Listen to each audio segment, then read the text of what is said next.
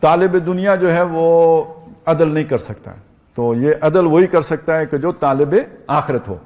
اور دوسری بات دوسری جگہ پہ آیا سورہ مائدہ میں کہ جہاں پہ بتایا کہ ہم نے تورات اتاری، انجیل اتاری، اور وہ جو اہل تورات تھے وہ تورات کے مطابق فیصلے کرتے تھے، تو وہ ایک تو نبی فیصلے کرتے تھے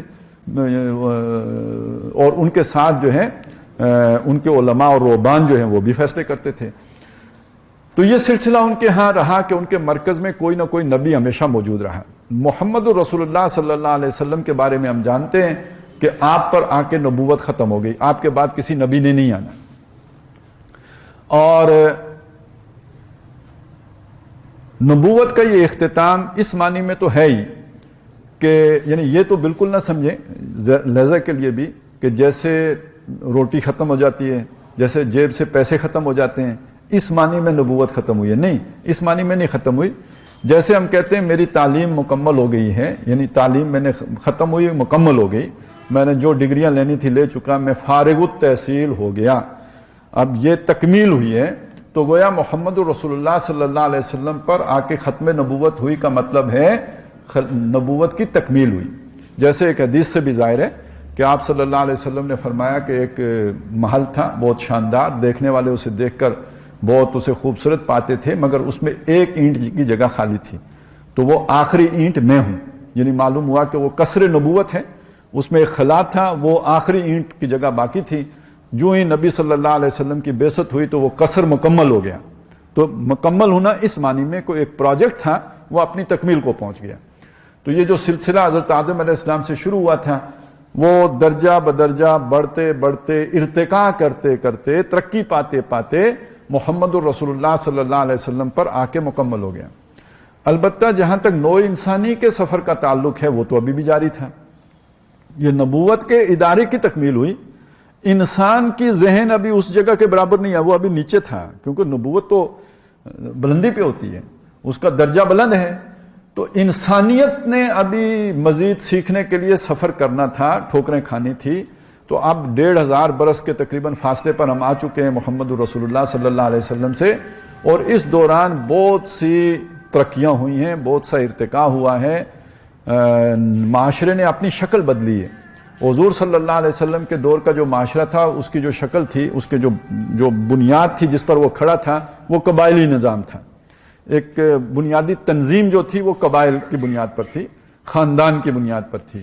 آج کا معاشرہ جو ہے اس میں کوئی قبیلہ نہیں ہے، ہم اپنے ناموں کے ساتھ اپنے قبیلے کا حوالہ ضرور دیتے ہیں، لیکن اس طرح اب یہ تنظیم نہیں ہے، اب کوئی قبیلے سے معاشرہ منظم نہیں ہوتا ہے، پہچان کا ذریعہ رہ گیا ہے، تنظیم کا ذریعہ جو ہے وہ قبیلہ نہیں رہا۔ اب تنظیم اور بنیادوں پہ ہوتی ہے، معاشرہ کسی اور بنیاد پہ جڑتا ہے، ان میں یہ جدید ریاستوں کا تصور ہے۔